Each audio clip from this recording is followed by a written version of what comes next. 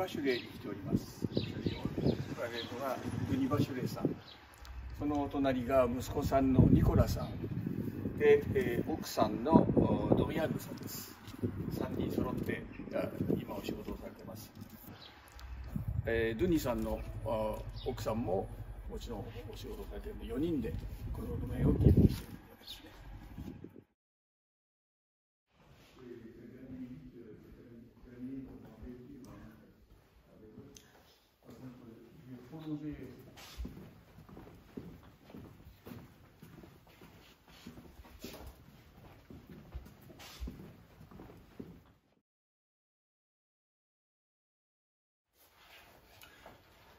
それではテイスティングの前に、3人にちょっと質問をしてみたいと思います。La première question, quel type de vin vous cherchez à produire? On cherche à produire des vins qui sont équilibrés, qui sont gourmands. On aime bien des vins qui nous remplissent la bouche. Et c'est vrai, c'est un type de vin, on va dire, avec l'esprit bourguignon. Avec les années qu'on connaît ces derniers temps, il faut réussir à faire avec la météo et des raisins dont on n'avait peut-être pas l'habitude avant. Et voilà. Si tu veux rajouter quelque chose. Donc on est très passionné par des vins où on va retrouver la sucrosité sans sucre. C'est une façon de qualifier des vins qui sont gourmands. Oui. C'est ça qu'on recherche, la suavité en français. Oui. C'est ça qu'on recherche, c'est quelque chose que le pinot noir transcende. D'accord, d'accord. Et quels sont les points clés pour y arriver, pour faire ce type de vin? Les points clés, c'est d'avoir des raisins dans un état sanitaire parfait, avec une maturité parfaite. Je dis parfait parce que ça peut être trop mûr maintenant. Il faut faire attention avec l'évolution du climat. Ça peut être trop mûr. C'est pas bon non plus quand on est trop mûr. Donc le côté gourmand peut venir aussi avec la chance quand on le coupe au bon moment. Et ça, on le sait qu'après. Donc c'est la date de vendange. La date de vendange, je crois que maintenant il faut faire attention de ne pas vendanger trop tard. Parce qu'avec des températures qui peuvent atteindre 38-40 degrés fin août, on y est vite. Ça va très très vite. Il faut faire attention à ça. Il faut le vent en le corps, structure, mais il y a toujours de fraîcheur. Voilà. On essaye de continuer à faire des vins sans trop d'alcool, parce que maintenant on atteint les 15-16 degrés d'alcool, et avec tous les problèmes qui vont avec, des arrêts de fermentation qui peuvent se produire. Donc ça ne sert à rien, votre vin n'est pas meilleur avec 15 degrés d'alcool que s'il avait que 12 ou 13 degrés d'alcool. Donc on essaie de couper relativement tôt quand on est dans ces conditions-là, pour garder cet esprit de pinot. On dit en Bourgogne, ça pinote, les vins pinotent. On essaye de garder ça. Très bien. Et quelle est la chose la plus pénible dans votre métier de vigneron? Après, c'est un métier où on est passionné, donc trouver une chose qui est plus pénible que les autres, en tout cas pour moi, c'est assez compliqué. Je veux dire, je vais parler d'un côté qui est peut-être frustrant dans le métier, c'est avec les dernières années, on se donne toute l'année, on travaille tant qu'est plus, et au final, des fois, la nature n'est pas avec nous et on n'a pas une récolte à la hauteur de nos espérances. Et le côté qui est frustrant, c'est d'avoir les clients qui demandent toujours plus de vin et qu'en face, on peut pas satisfaire tout le monde. Et ça, je trouve que c'est un côté qui est dur dans le métier. Parce que on fait plaisir aux clients, on arrive à faire les vins comme on les aime, surtout ces derniers temps. Et le fait de devoir dire non, c'est sûr que c'est un côté qui n'est pas agréable. Surtout ces 2-3 dernières années, vous avez été très très petite. Voilà. Cette année, il faut que le météo soit généreuse.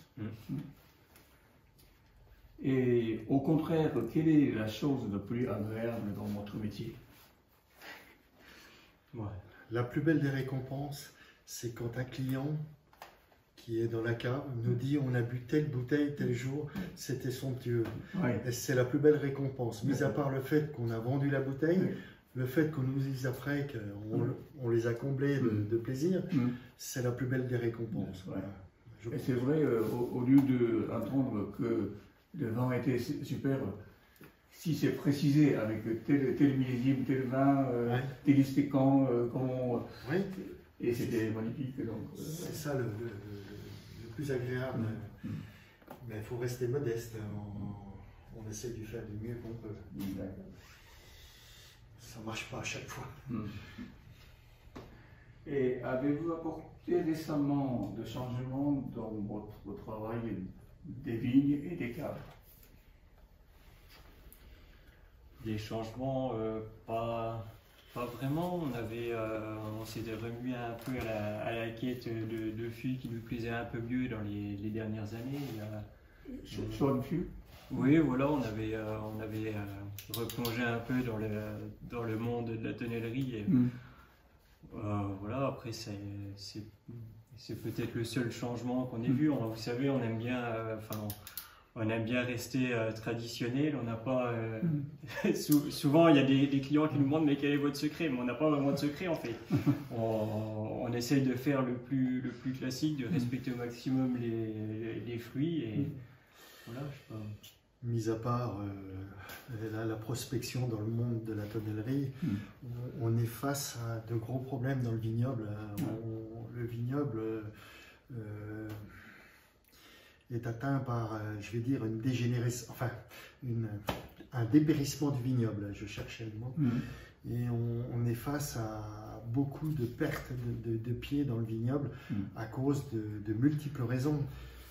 Notamment les virus, les bactéries et aussi des porte-greffes qui ne conviennent plus. Le vignoble a été planté, sélectionné depuis de nombreuses années et tous les porte-greffes que nous avons choisis et utilisés dans les années 50, 60, 70 ne conviennent plus maintenant parce que ça a été sélectionné dans un climat qui était plus froid, plus humide et maintenant avec l'évolution on s'aperçoit que ça ne convient plus et on a ce dépérissement à cause de ça et donc on fait des recherches, on essaye des porte-greffes notamment qui sont utilisés dans des zones sèches comme l'Italie ou l'Espagne et on les repère, on en essaye quelques-uns qu'on plante et on essaye de les observer déjà dans un premier temps pour voir si ça serait une solution à ce problème de dépérissement. Quand vous trouvez un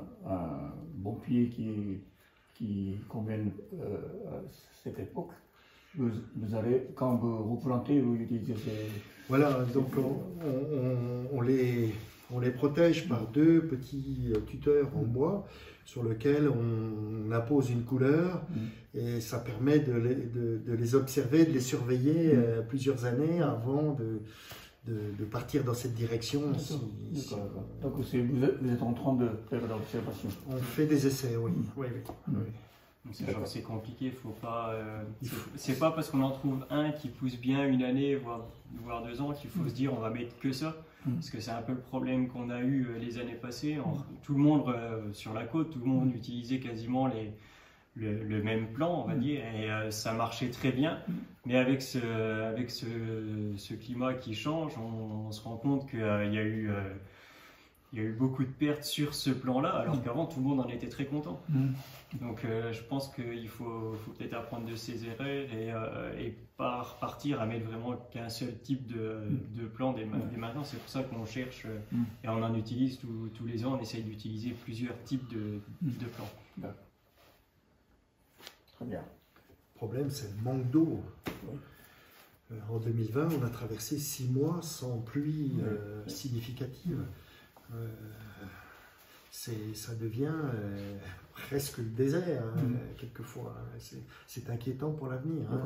19 déjà, c'était le sécheresse. 18 avait déjà commencé vers le mois de juin. Ça a commencé, et après on a eu 19 et 20. Mais ces conditions de stress hydrique récurrent provoquent un affaiblissement général du vignoble. c'est facile à comprendre, quand il n'y a pas assez d'eau, les plantes ne sont pas nourries normalement et les vignes perdent de la vigueur et ça se traduit directement sur la production. Hein. Et d'après ce que j'ai compris, 2018, en été, c'était très très sec. Oui. Mais il y avait de l'eau qui est tombée pendant l'hiver. Et le printemps. Et le printemps. Donc il y avait le nappe phréatique assez important. Voilà. Donc en 2018, ça a été à peu près, mais la sécheresse a commencé, je vous dis, à peu près au mois de juin. Et... Donc 19, 20, 21 aussi. 19, non, 21, ça a été un autre problème. On a eu un coup de gel la semaine du 8 avril. Où par secteur on a eu jusqu'à moins 7 degrés hein, et les bourgeons étaient déjà gonflés et donc ça a détruit toutes les vignes qui étaient déjà poussées. Bien, alors pourriez-vous décrire en quelques mots les caractéristiques de 3 derniers millésimes, 2019, 20, 21 justement?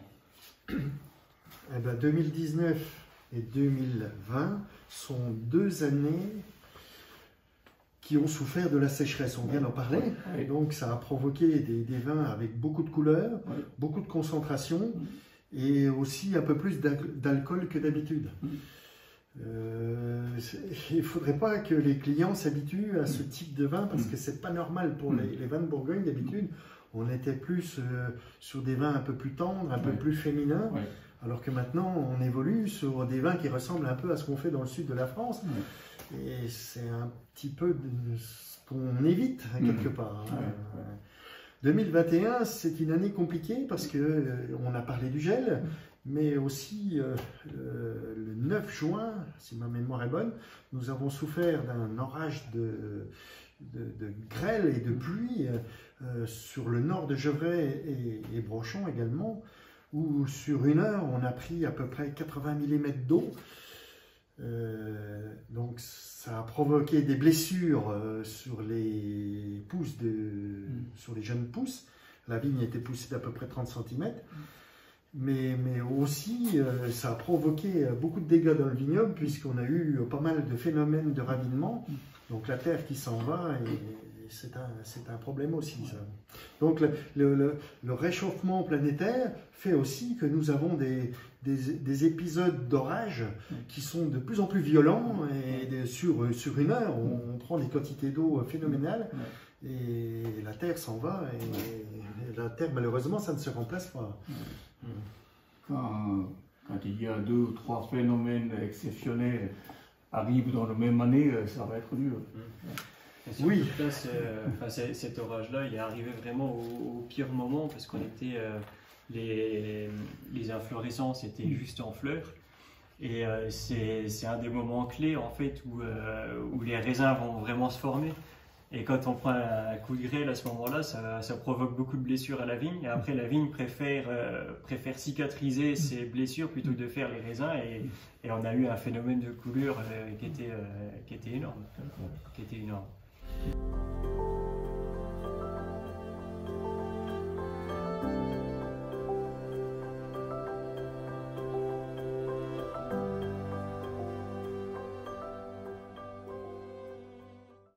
Donc après cet orage au mois de juin, le 9 juin, on a eu de la pluie juin, juillet, pratiquement tout le temps, ce qui a provoqué une explosion de mildiou, le mildiou étant une algue, donc c'est facile à comprendre, quand il pleut tout le temps, c'est tout le temps humide, et les champignons, les algues se développent, et après il faut arriver à combattre ça, parce que le mildiou s'attaque déjà à la feuille de vigne, mais ensuite les raisins et tout en pâtit. Donc il faut absolument protéger les feuilles de vigne, parce que c'est en quelque sorte le panneau solaire du raisin, et c'est ce qui fabrique du sucre. Donc si on n'a plus de feuilles, on n'aura pas de maturité correcte derrière. Et donc c'est compliqué d'arriver à protéger les vignes, surtout quand il pleut tout le temps. Quand les tracteurs ont du mal à circuler dans le vignoble. Et ce que vous avez mis dans le verre, c'est quel vin? Alors celui-là, on commence par le premier niveau, c'est un Bourgogne 2020. 2020, donc l'année sécheresse. Voilà, donc concentré, coloré, puissant. Voilà, ça ressemble plus à un Porto qu'à un Bourgogne, parce que les couleurs sont tout à fait anormales. On peut déjà déguster ensemble. Si vous voulez, allez-y, hein, je vous invite à prendre un verre, allez-y. Voilà.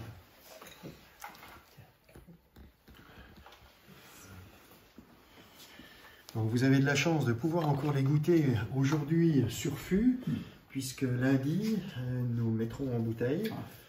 Et donc, parce que la lune sera bonne, donc on met toujours en bouteille après la pleine lune de mars.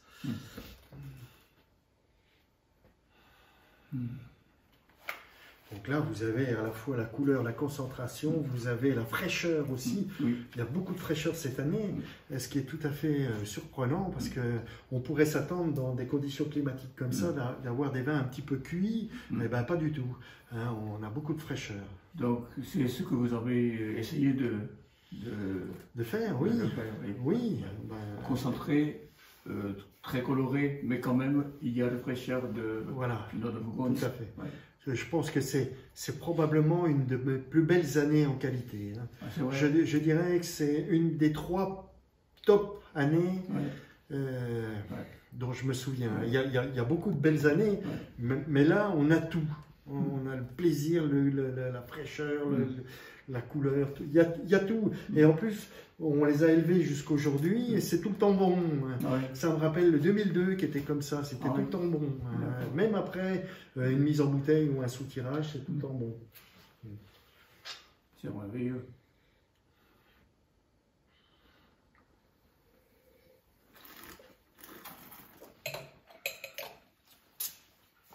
Bourgogne.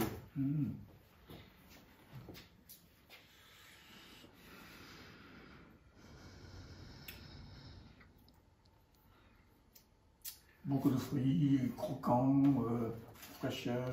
Donc on a beaucoup de fruits noirs cette année, la mûre, le cassis, la griotte à noyaux. Comme si on croque. Donc là, je pense que dans 3-4 ans, pour une bouteille comme ça, on va vraiment se faire plaisir. Hein. C'est une très grande appellation régionale. Oui. Ça, c'est magnifique. Et puis, on voudrait bien vous demander un petit message aux amateurs de vin japonais. Qu'est-ce qu'on peut transmettre à nos amis japonais? Beaucoup de bonnes choses. Hein. Il est évident que le Covid a empêché beaucoup de venir en Bourgogne et de venir s'aviner de nos nectars. J'espère que les frontières vont se rouvrir et que les habitués vont pouvoir revenir. Mais là, on a vraiment des grandes bouteilles en 2020 et je pense que quand vous allez les recevoir, vous ne serez pas déçus. Hein. Vous ne serez pas déçus. C'est ça aussi, revoir un peu des différents amateurs, repasser dans notre cave, c'est sûr que quelque part ça nous manque un petit peu aussi. Très bien. Bon, merci beaucoup.